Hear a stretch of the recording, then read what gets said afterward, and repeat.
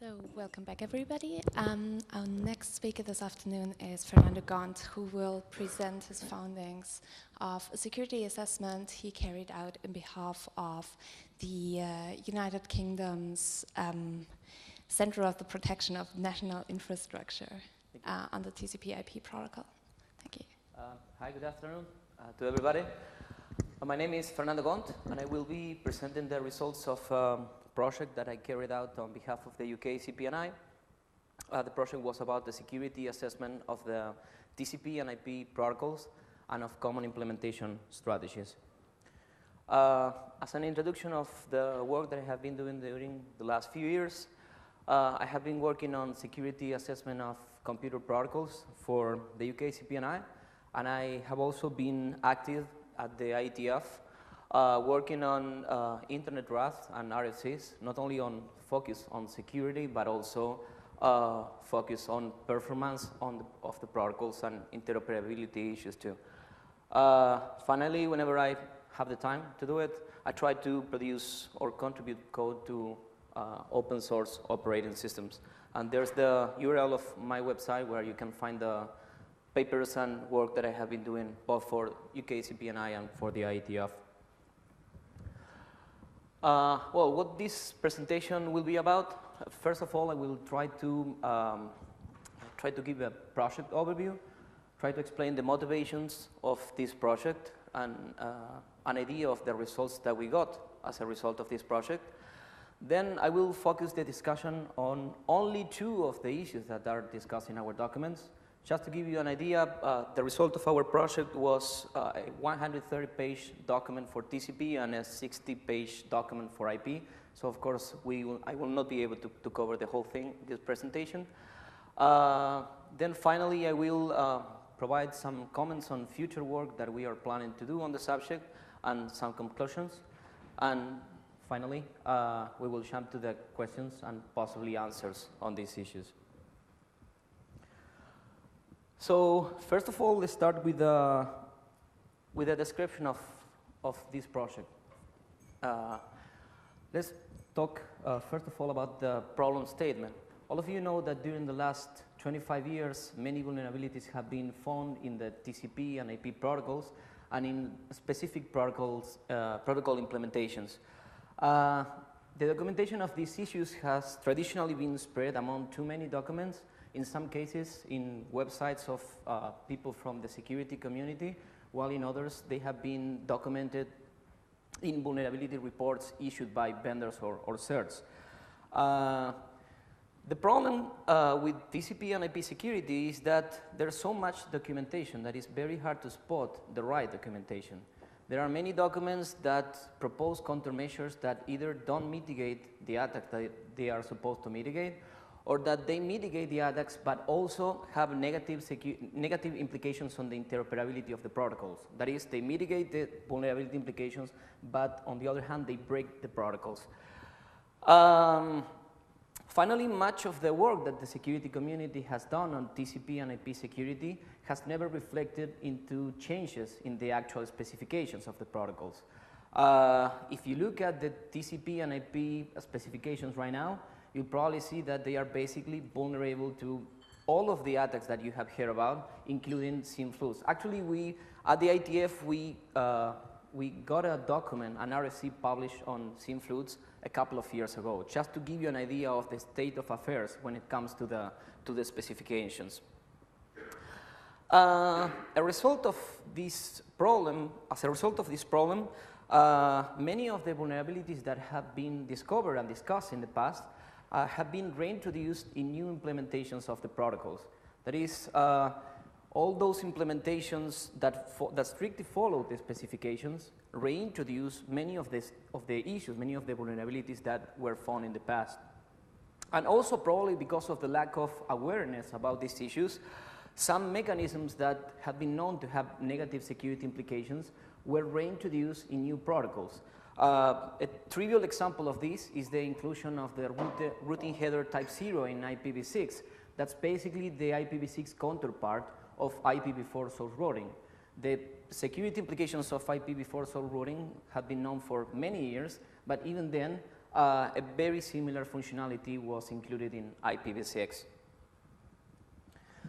So what was this project about? In 2005, the UK CPNI decided to start a project to try to fill this gap.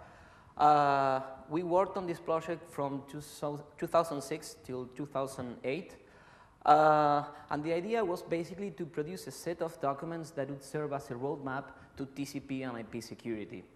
The project wasn't just about trying to find new issues, security vulnerabilities that had not been discovered before, but rather to try to review all the relevant documentation, analyze what had been published on the subject, and try to produce a document that would make it easy for an implementer to find the best possible ways to mitigate those vulnerabilities. Also, as part of this project, we did a thorough security assessment of the protocols, and in some cases we found some new issues that at least had not been publicly discussed before. These two documents have already been published. The one on IPv4 security was released last year in August 2008, and the document about TCP security was released earlier this year in February 2009.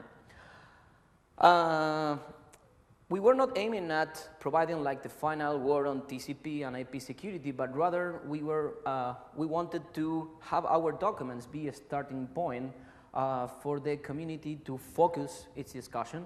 And our idea was to get feedback from the community and update the our documents if it was necessary. And finally, our project was to take the results of our project to the IETF. I mean, the problem is not really fixed until the actual specifications are fixed. So what we did is, once we got the results from our project, we submitted our work to the IETF so that the specifications could be updated if it was felt necessary. In both cases, we submitted an IETF internet draft version of our document as soon as the CPNI documents were published. And both of these documents have already been adopted by the IETF. The IP security document has been adopted by the DEEPSEC working group, whereas the TCP security document was adopted by the TCPM working group. These documents have not yet been published as RFCs, but are in the process of being published. So in many cases, many people may wonder why one would work on TCP and IPv4 security at this point in time, 2008, right? Something like 30 or 25 years later than the protocols were introduced. The problem here is that, or the situation here is that TCP and IP are still the most widely used protocols. There have been alternative proposals both for the transport layer and for the network layer. For example, in the case of the transport layer, there have been proposals such as SCTP, and in the case of network layer as IPv6. But this does not mean that the protocols will be replaced in the near term. For instance, many people proposing the adoption of IPv6 have started to talk about IPv6 and IPv4 coexistence rather than the replacement. So it is usually assumed that all of these protocols will have to coexist for at least 10 years, maybe 15 years, or maybe more. Also, an interesting thing here is that many of the issues, for example, many of the security implications of IPv4 and many of the mitigation techniques that you can design for IPv4 can still be applied to IPv6. So it's not that the work is just on old technology, but it's also relevant for those new protocols that have been proposed. In addition, I have attended the IETF meeting that was held last week, and it was I wouldn't say surprising, but many of the TCP and IP security issues that were discussed in our documents have been discussed in other contexts. For example, there is a working group working on network address translators, and they had to reevaluate many of the TCP IP security issues that we have discussed here. And even in the case of DNS, as a result of IPv6 and DNSSEC, turns out that it's very likely that we will end up relying on TCP for requests and responses in DNS, and this has brought the security and resiliency of TCP back into question. No need to say that probably working on TCP and IPv4 is not a very glamorous topic to work on. People usually prefer to work on more recent stuff or more new or newer stuff, but that doesn't mean that working on these protocols is useless. So as a brief overview of some areas on which we have worked, one of them was to propose sanity checks that should be performed on header fields, options, and so on. In some cases, these proposed checks were straightforward, so there was not much thought to give it about. But in other cases, the checks that should be performed on either protocol header fields or on TCP or IP options were not really straightforward, and actually we discussed these checks with many of the people involved in the standardization of these protocols. Another area of work was to identify those TCP and IP options that currently have non-legitimate use. If you go to the relevant specifications, you may find out that, for example, there are something like 30 TCP options that have been defined. And in many cases, it's even hard to track the specification of those options. To a large extent, that documentation is outdated. So we spend quite a lot of time trying to figure out whether some options were currently in use or not. In some cases, it was obvious. In other cases, it was not. And in some cases, we thought at some point that they were not being used, but then it turned out that in some specific scenarios, they were being used, so it wasn't possible to just recommend to filter packets containing those options or whatever. Then we work on some algorithms for selecting some protocol header fields of options. For example, algorithms to set the IP identification field, TCP ephemeral ports, TCP timestamps, and so on. Sometimes it's funny to talk about algorithms for setting these fields because in many cases people know that, for example, you shouldn't set these fields in such a way that it's easy to predict those values. But even then, there are so many implementations that do it in the wrong way. Even a couple of years ago, when there was all this press around the DNS vulnerabilities that had been discovered by Dan Kaminsky, lots of people were working or trying to figure out the most appropriate way or the best possible way to do port randomization. We also did an analysis of some protocol mechanisms that could be exploited, such as PAT-MTU discovery. In some cases, it was possible to completely eliminate the vulnerabilities. In others, we mitigated them, made it harder for an attacker to exploit them. And we finally worked on or tried to improve some protocol policies that were known to have negative security implications. Again, if you follow the relevant standards, when it comes, for example, to IP fragment reassembly or TCP congestion control or the like, you will find out that if you follow the standards, chances are that your implementation will be vulnerable to trivial attacks. So as I said before, there was a lot of information in this document. I just selected two of them, two different issues. One of them is the recent or the supposedly new TCP denial of service attacks. One of the reasons for which I selected this particular topic is because information on this topic has been scarce, and for the last couple of years there has been like a lot of speculation about what these vulnerabilities were about. And as part of the work that we did on TCP and IP, we were involved in a cooperation with vendors trying to provide advice on how to mitigate these issues. So the first discussion will be, or the first description will be about what has been, or what is known as the SOC vulnerabilities.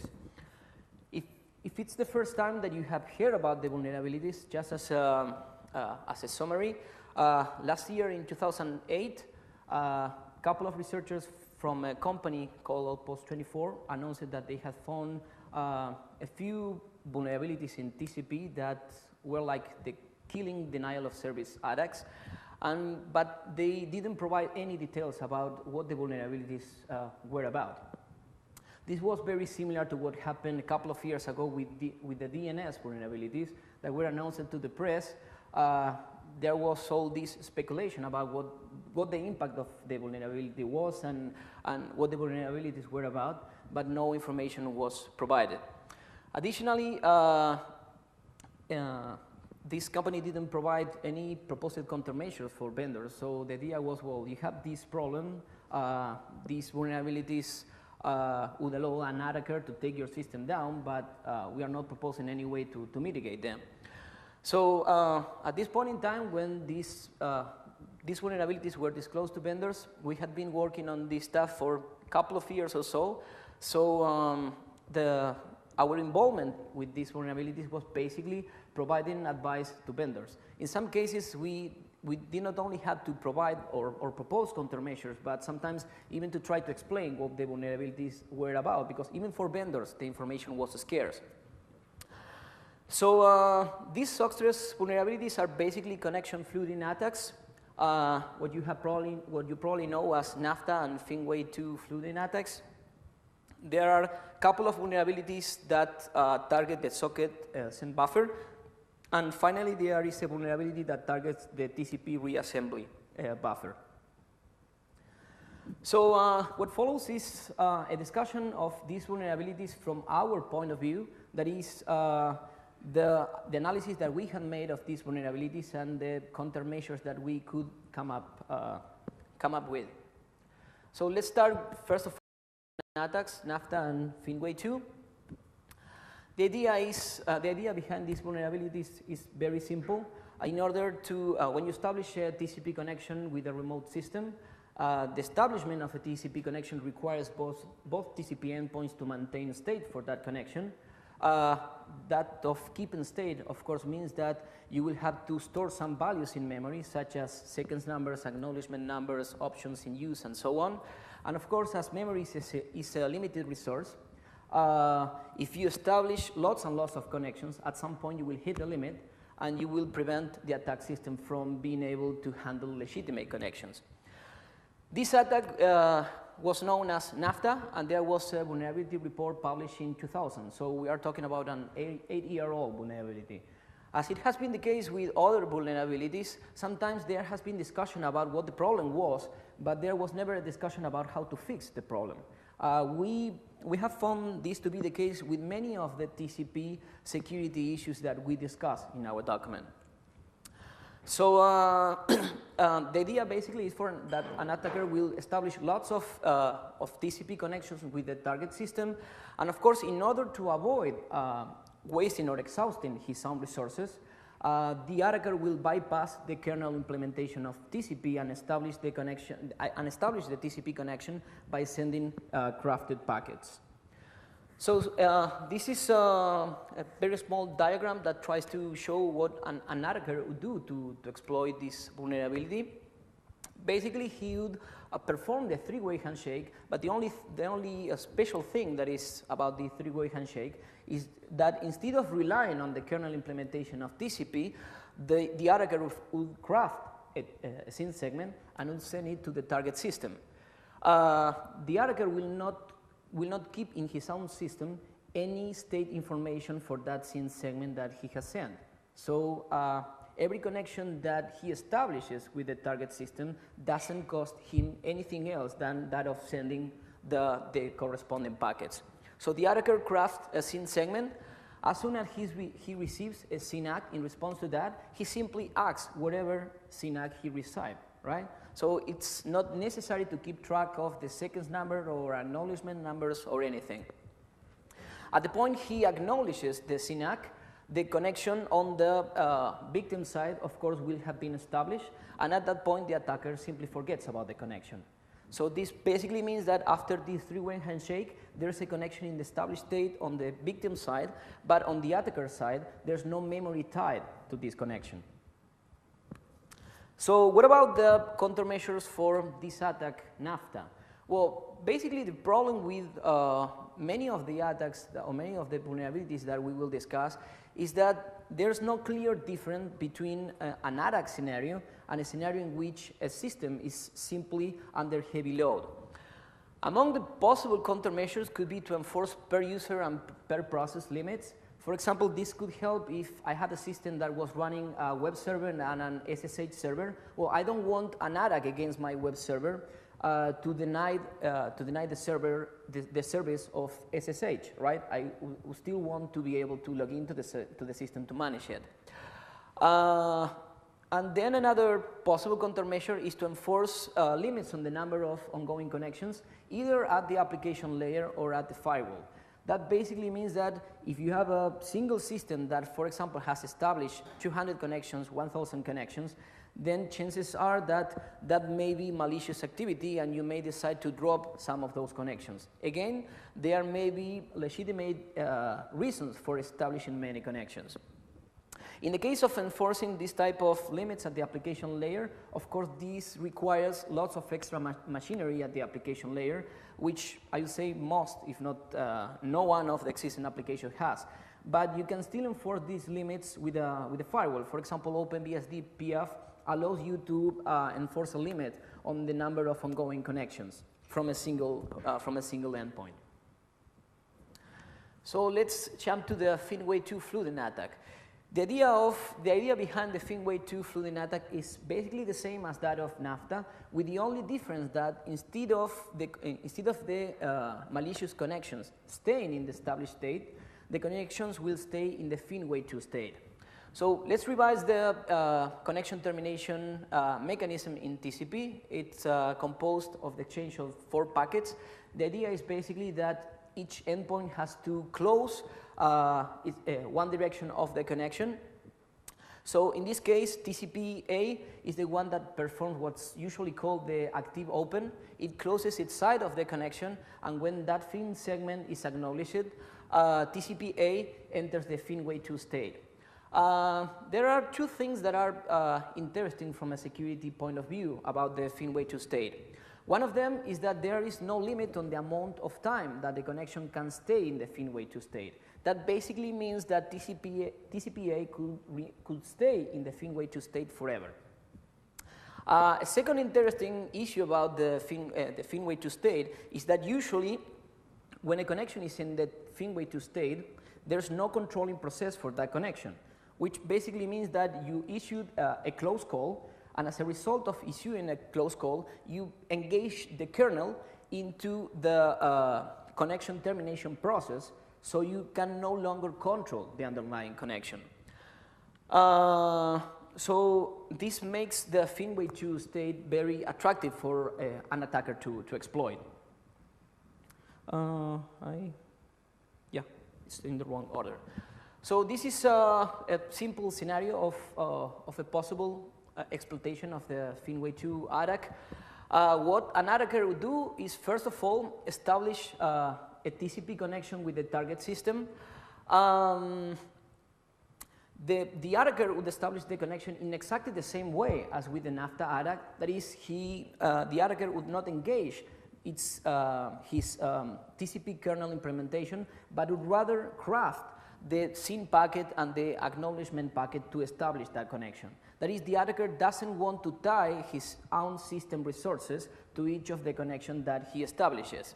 So he's craft a SYN segment, and as soon as he gets a response, the SYNAC, he will do 2 things. One of them is acknowledge that SYNAC packet so that the connection on the victim side enters the established state. And after that, he'll probably send an application request. The idea of, or the only purpose of sending the application request is to do something that would cause the victim to actually close the connection. As an example, for example, if you connect to a POP3 server and you issue a quit command, that would cause the POP3 server to actually start closing the TCP connection. So you want to do something that would lead the victim system to start the connection termination phase. So as a result of the application request, he'll probably get an application response, and right after that, the attack system would send a fin segment for closing that direction of the data transfer.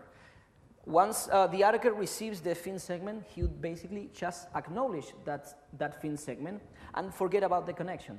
At that point, the connection on the victim side would remain in the FinWay2 state. And if the victim implementation of TCP follows the TCP specifications strictly, that connection could remain in the FinWay2 state forever.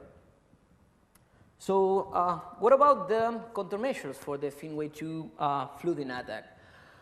Well, one of the basic countermeasures that has been implemented in a number of operating systems is to try to enforce a limit on the maximum length that is allowed for the FinWay2 state.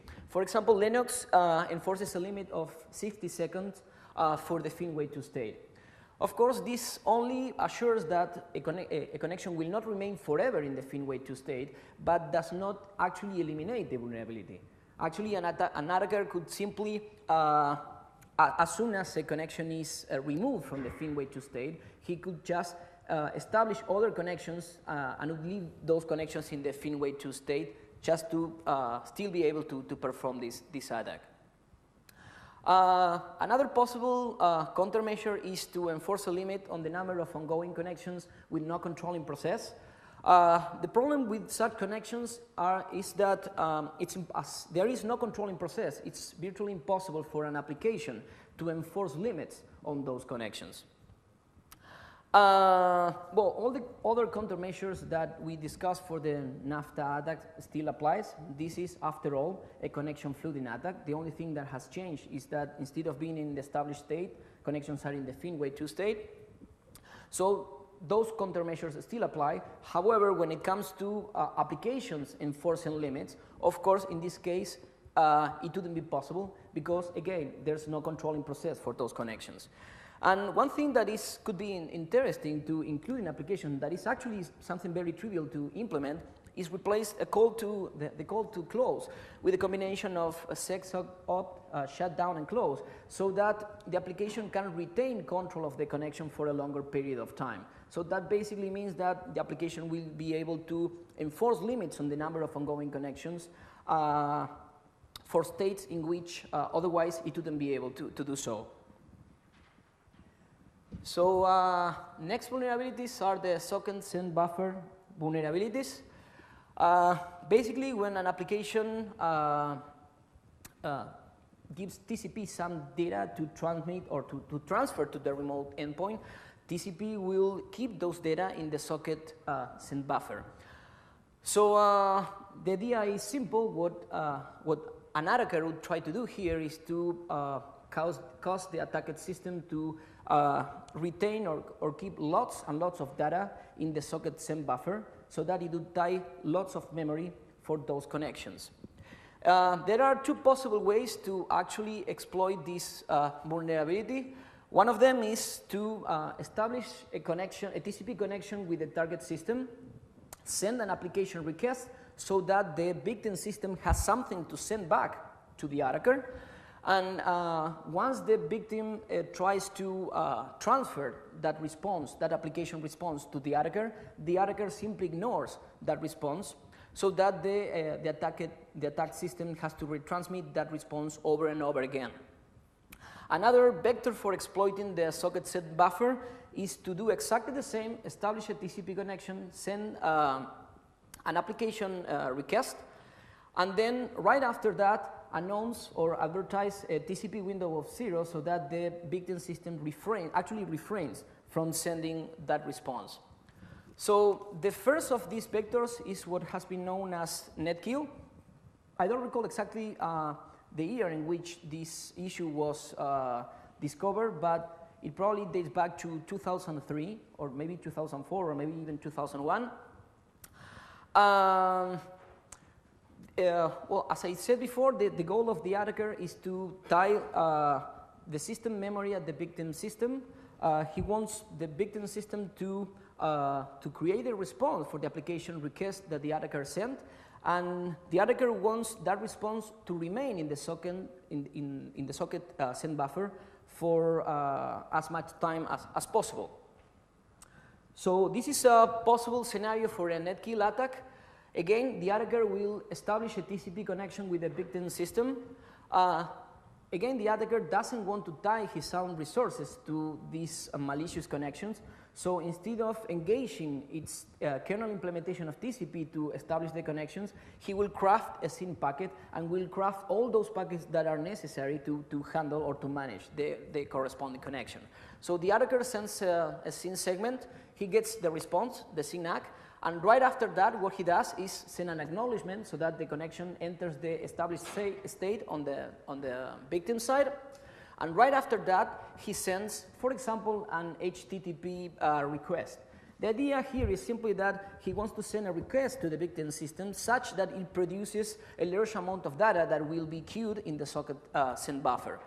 Right after that, the victim will send or will try to send or transfer the response back to the attacker, and the attacker will simply ignore that response.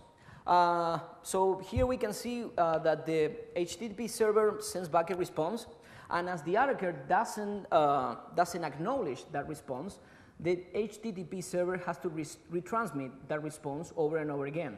At some point in time, the connection will of course time out, but usually the timeout values are in the range of minutes, so that for each of these established connections, the attacker will be wasting resources at the victim system for quite a few minutes. So countermeasures for the netkill attack. Again, it's very hard to propose countermeasures for this attack because another scenario doesn't differ or does not necessarily differ that much from a scenario in which a system is simply under high load. But even then, there are some countermeasures that can be applied. For example, measure connection progress at the application layer. That is that if you are whatever system, maybe an HTTP server, and somebody has established a TCP connection with you, but you have not been able to actually successfully transfer data over that connection, well, that could probably be a hint that you are wasting resources for something from which you are not getting anything useful. Another possible countermeasure is to do not use unnecessarily large socket send buffer. The larger the buffer, the more memory that an attacker can cause you to waste in this attack. Then you can enforce per user and per process limits. The idea here is the same. You don't want an attack against a specific service to affect the whole system, and you can implement limits on the number of ongoing connections, for example, on a per IP address or per prefix basis. Of course, this of enforcing limits on a per prefix or per IP address basis will only work or will only help if the attacker is performing his attack from a single system, right? So if there was a distributed version of this attack, of course, these countermeasures of enforcing limits on based on the IP addresses will not provide any help. And finally, even if you implement these countermeasures that we have described, at some point in time you may be hitting the limits of the amount of resources that that you are spending on these connections. So at some point in time you may need to drop some of these connections. Two possible parameters that could be of help when you have to decide which connections to drop would be one of them to drop those connections that so far have transferred only a small amount of data, which would be the case of the existing tools for the netkill attack, and also to have a look or to pay particular interest in those connections that have a large amount of data queued. Of course, these hints are not perfect, but at the point in time in which you need to actually drop connections, they may provide hints about which connections are the best candidates for this. The second of the vectors for exploiting the socket send buffer is basically to exploit the TCP sliding window mechanism. So in this case, what the attacker will do is establish a TCP connection in the same way as he did for netkill, send an application request again, but right after he has established that TCP connection, he will announce or will advertise a TCP window of 0. That of advertising a TCP window of 0 will cause the victim system to refrain from actually transferring the response back to the attacker. So this is a possible attack scenario in which the attacker establishes the TCP connection, again crafting the corresponding packets rather than relying on the kernel implementation of TCP. Once the connection is established, he will send an HTTP request or whatever application request, and probably in the same segment or probably in the next segment, he will announce a TCP window of 0. That will cause the victim system on the right to refrain from sending the HTTP response, because of course that of announcing or advertising a TCP window of 0 is like saying the remote endpoint, well, I'm not ready, I'm not prepared to receive any data on this connection. In this case, the victim system will send window proofs just to try to find out whether the window opens at some point, but in this case the connection will not time out. When it comes to the countermeasures, the problem is again similar to the previous vulnerabilities. Sometimes it's hard to separate high load scenarios or particular network scenarios from attacks. Some people have proposed within the IETF to simply enforce a limit on the amount of time that a connection or an endpoint can be advertising TCP 0 window, but of course that wouldn't stop the attack, because what an attacker could do if you were to implement that check or that countermeasure would be to close the window and after a while open the window a little bit and go back to closing the window. So basically the countermeasures for this attack are very similar or sort of the same as those for netkill. Measure connection progress at the application layer. If somebody has established a TCP connection with you and the connection has been established for quite a long time and you have not been able to successfully transfer data over that connection, well, you're wasting your resources. And then, as with the previous cases, you can enforce limits on a per uses or per process basis and try to enforce limits on the number of ongoing connections. Again, those limits on a per IP address or per prefix basis will not stop a distributed version of this attack. Last one of this family of attacks is an attack against the TCP reassembly buffer. Basically, TCP can receive information out of order, but in order to be able to deliver those received data to the application, there cannot be any holes in the data stream. So this figure shows a case in which there is a hole, that is a piece of data is missing, what is numbered as 1 there. So the rest of the data, the rest of those five pieces of data are out of order. So in that case, an attacker could intentionally introduce a hole in the TCP data stream so that he sends more data after that hole. The receiving TCP queues that information, but is not able to deliver that information to the victim system. There are two possible ways to exploit this vulnerability. One is simply to send a large amount of data right after the hole.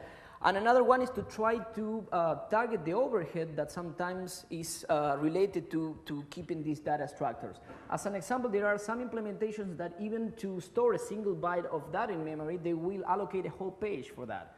So that of sending a single byte of data may cause the receiving TCP to waste more resources than just that single byte of data.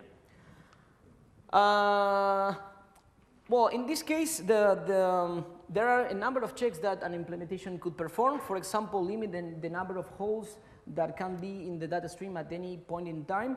However, the problem is not as bad as with the previous vulnerabilities, because in this case, TCP never acknowledges those data that have been received out of order. So in the event that you are running out of resources, you can simply discard those data that you have received out of order.